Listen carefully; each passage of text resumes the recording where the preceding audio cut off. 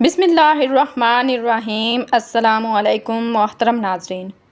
حضور اکرم صلی اللہ علیہ وآلہ وسلم نے فرمایا، جب لوگ جنت میں جا رہے ہوں گے تو حضرت اویس کرنی کو جنت کے دروازے پر روک لیا جائے گا۔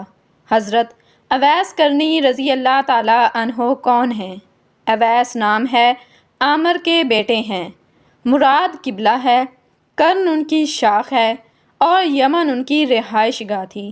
حضرت اویس کرنی رضی اللہ تعالی عنہ نے ماں کی حد درجہ خدمت کی اور وہ آسمانوں تک پہنچی۔ حضرت اویس کرنی رضی اللہ تعالی عنہ حضور صلی اللہ علیہ وسلم کی خدمت میں حاضر نہیں ہو سکے۔ حضرت جبرائیل امین علیہ السلام پہنچے اور ان کی بات کو حضور صلی اللہ علیہ وسلم نے بیان کیا، چونکہ حضور صلی اللہ علیہ وسلم دیکھ رہے تھے کہ آئندہ آنے والی نسلیں اپنی ماؤں کے ساتھ کیسا سلوک کریں گی۔ ایک سائل نے سوال کیا، یا رسول اللہ صلی اللہ علیہ وسلم، قیامت کب آئے گی؟ تو آپ صلی اللہ علیہ وآلہ وسلم نے ارشاد فرمایا، مجھے نہیں معلوم کب آئے گی۔ تو سائل نے کہا کہ کوئی نشانی تو بتا دیں۔ آپ صلی اللہ علیہ وآلہ وسلم نے فرمایا، جب اولاد اپنی ماں کو ذلیل کرے گی تو قیامت آئے گی۔ حضور صلی اللہ علیہ وسلم نے حضرت عمر بن خطاب رضی اللہ تعالی عنہ اور حضرت علی کرم اللہ وجہ الکریم سے کہا کہ تمہارے دور میں ایک شخص ہوگا جسے اویس بن عامر، درمیانہ قد، رنگ کالا، جسم پر ایک سفید داغ۔ حضور صلی اللہ علیہ وسلم نے ان کا حلیہ ایسے بیان کیا جسے سامنے دیکھ رہے ہوں۔ وہ آئے گا، جب وہ آئے تو تم دونوں نے اس سے دعا کرانی ہے۔ حضرت عمر بن خطاب رضی اللہ تعالی عنہ اور حضرت علی کرم اللہ وجہ الکریم کو حضرت اویس کرنی کی دعا کی ضرورت نہیں تھی۔ یہ امت کو پیغام پہنچانے کے لیے ہے کہ ماں کا کیا مقام ہے۔ حضرت عمر رضی اللہ تعالی عنہ حیران ہو گئے اور سوچنے لگے کہ حضور صلی اللہ علیہ وسلم کیا کہہ رہے ہیں کہ ہم حضرت اویس کرنی رضی اللہ تعالی عنہ سے دعا کروائیں۔ تو حضور صلی اللہ علیہ وسلم نے فرمایا، عمر، علی، اویس نے ماں کی خدمت اس طرح کی ہے، جب وہ ہاتھ اٹھاتا ہے تو اللہ اس کی دعا کو خالی نہیں جانے دیتا۔ حضرت عمر بن خطاب رضی اللہ تعالی عنہ 10 سال خلیفہ رہے، 10 سال حج کیا، لیکن انہیں اویس نہ ملے۔ ایک دن سارے حاجیوں کو اکٹھا کر لیا اور کہا کہ تمام حاجی کھڑے ہو جاؤ، اور آپ کے حکم پر تمام حاجی کھڑے ہو گئے۔ پھر کہا کہ سب بیٹھ جاؤ، صرف یمن والے کھڑے رہو۔ تو سب بیٹھ گئے اور یمن والے کھڑے رہے۔ پھر کہا کہ یمن والے سارے بیٹھ جاؤ، صرف مراد قبیلہ کھڑا رہے۔ پھر کہا مراد والے سب بیٹھ جاؤ، صرف کرن والے کھڑے رہو۔ تو مراد قبیلے والے بیٹھ گئے، صرف ایک آدمی بچا، اور حضرت عمر بن خطاب رضی اللہ تعالی عنہ نے کہا کہ تم کرنی ہو؟ تو اس شخص نے کہا کہ ہاں میں کرنی ہوں۔ تو حضرت عمر بن خطاب رضی اللہ تعالی عنہ نے کہا کہ اویس کو جانتے ہو؟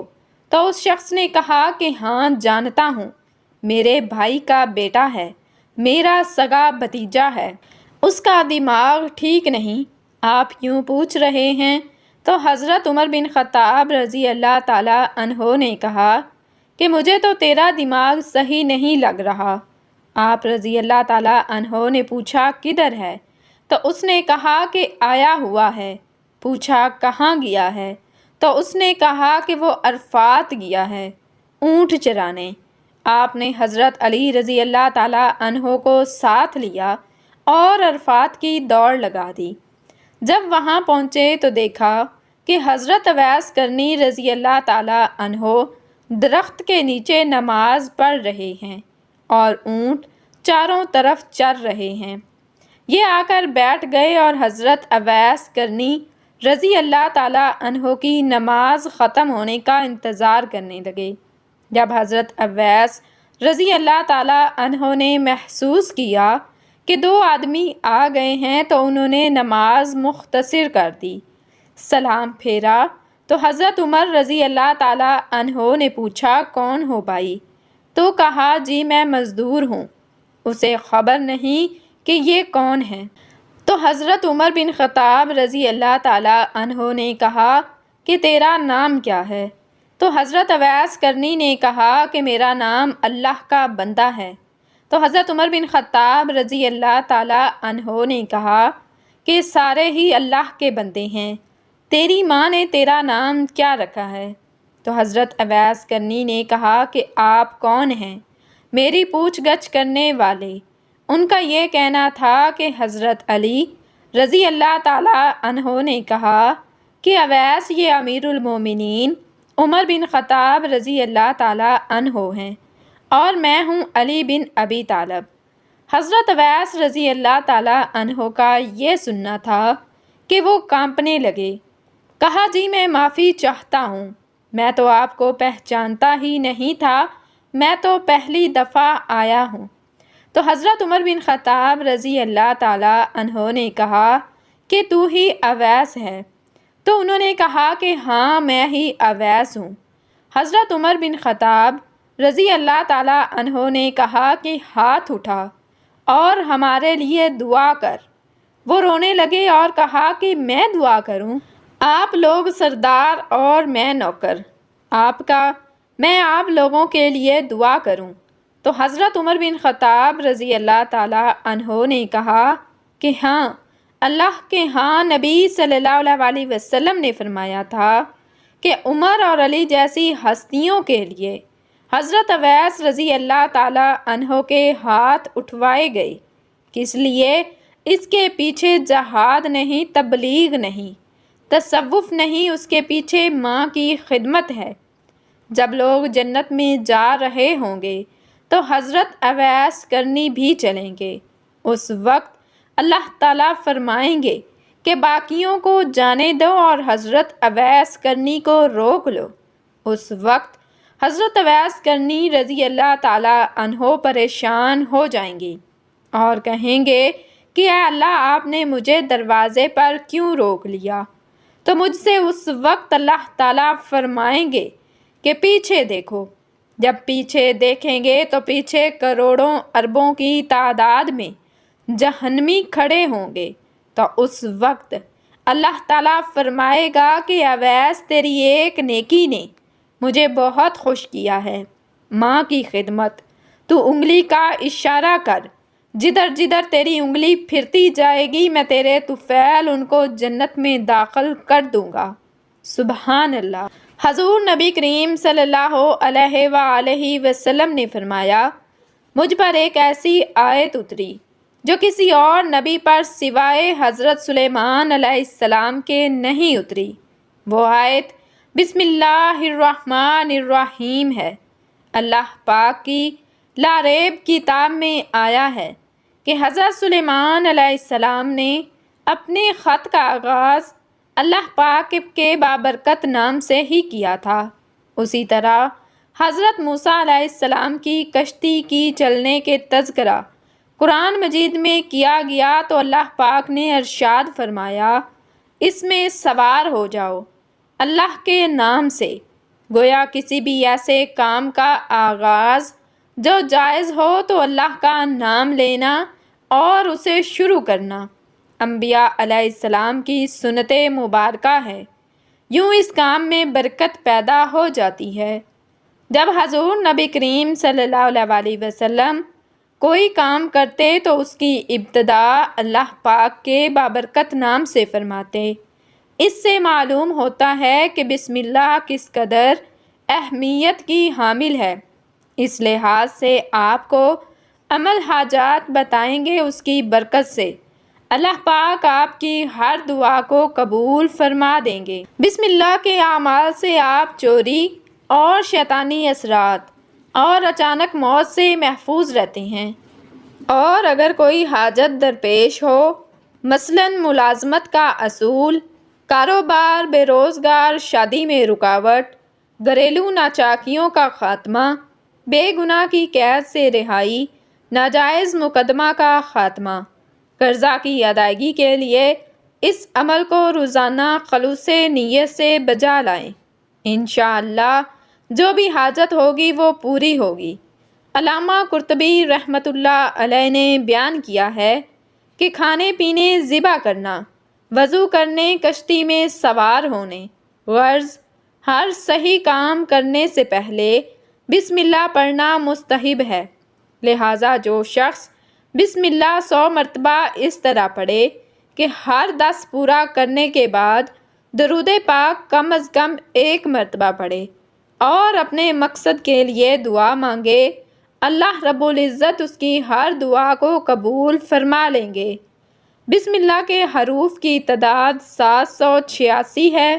جو شخص اس عدد کے موافق 7 روز متواتر بسم اللہ پڑھے گا اور اپنے مقصد کے لیے دعا کرے تو اس کی دعا ضرور قبول ہوگی اور انشاءاللہ مقصد پورا ہوگا اور اس کی عظمت و عزت ہوگی، کوئی اس سے بدسلوکی نہ کر سکے گا۔ کسی طرح جو شخص 100 مرتبہ پوری بسم اللہ سونے سے پہلے 21 مرتبہ پڑھے گا تو چوری اور شیطانی اثرات اور اچانک موت سے محفوظ رہے گا۔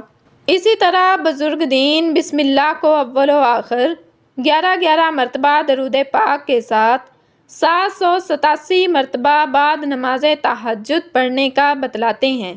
اس عمل سے بھی اللہ پاک آپ کی ہر حاجت کو، آپ کی ہر دعا کو قبول فرماتے ہیں۔ کسی ظالم کے سامنے بسم اللہ پڑھ کر جانے سے اللہ پاک آپ کو غالب کر کے اس ظالم کو مغلوب کر دیں گے۔ حضرت جبرائیل امین علیہ السلام نورانی مخلوق کے جرمٹ میں جنتی براق لیے آسمان کی بلندیوں سے اتر کر حضرت ام ہانی رضی اللہ تعالی عنہ کے گھر تشریف لاتے ہیں، جہاں ماہ نبوت حضرت محمد صلی اللہ علیہ وسلم محو خواب ہیں، آنکھیں بند کیے دل بیدار لیے آرام فرما رہے ہیں۔ حضرت جبرائیل امین علیہ السلام ہاتھ باندھ کر کھڑے ہیں اور سوچ رہے ہیں کہ اگر آواز دے کر جگایا تو بے ادبی ہو جائے گی۔ فکر مند ہیں کہ معراج کے دلہے کو کیسے بیدار کیا جائے۔ اس وقت حکم ربی ہوتا ہے، اے میرے جبرائیل امین علیہ السلام، میرے محبوب کے قدموں کو چوم لے تاکہ تیرے لبوں کی ٹھنڈک سے میرے محبوب کی آنکھ کھل جائے۔ اسی دن کے واسطے میں نے تجھے کافور سے پیدا کیا تھا۔ حکم سنتے ہی جبرائیل امین علیہ السلام آگے بڑھے اور اپنے کافوری ہونٹ محبوب دو عالم حضرت محمد مصطفیٰ صلی اللہ علیہ وسلم کے پائے ناز سے مس کر دیے۔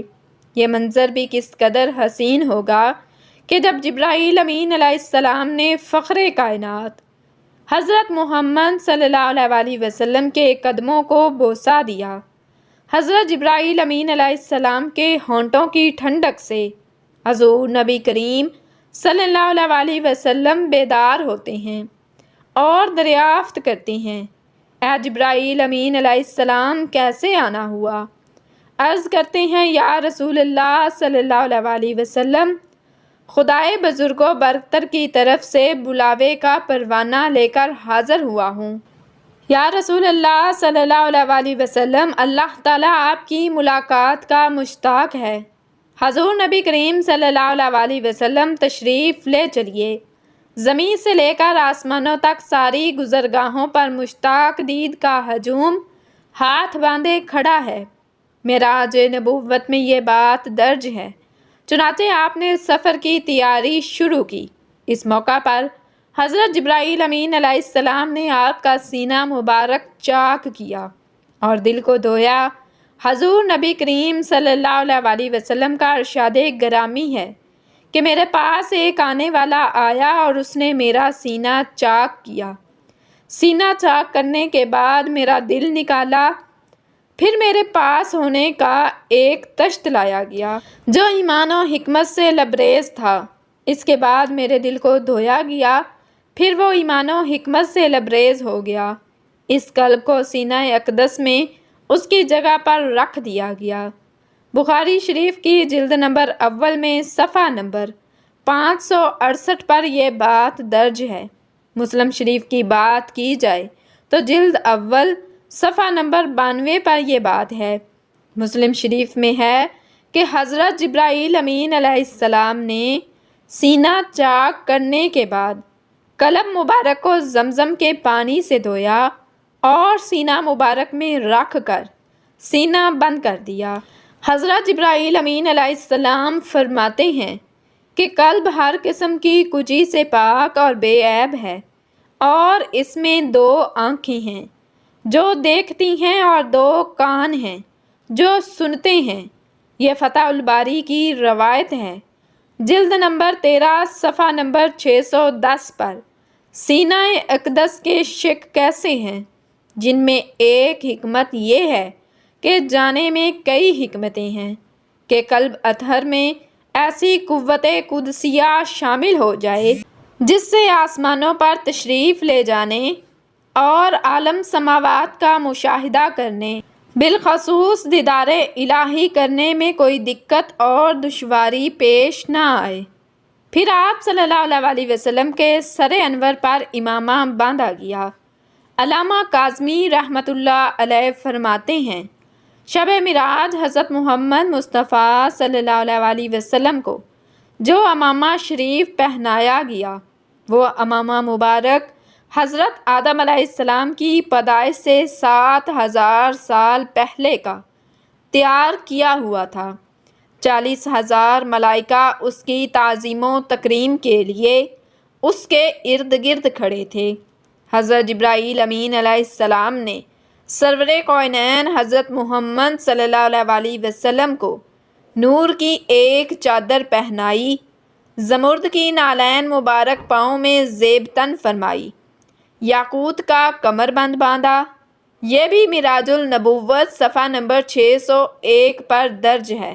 حضور صلی اللہ علیہ وسلم نے براق کا حلیہ بیان کرتے ہوئے ارشاد فرمایا، سینہ سرخ یاقوت کی مانند چمک رہا تھا، اس کی پشت پر بجلی گونجتی تھی، ٹانگیں دم مرجان سر اور اس کی گردن یاقوت سے بنائی گئی تھی، بہشت زین اس پر کسی ہوئی تھی جس کے ساتھ سرخ یاقوت کے 2 رکاب آویزاں تھے، اس کی پیشانی پر لا الہ الا اللہ محمد الرسول اللہ لکھا ہوا تھا۔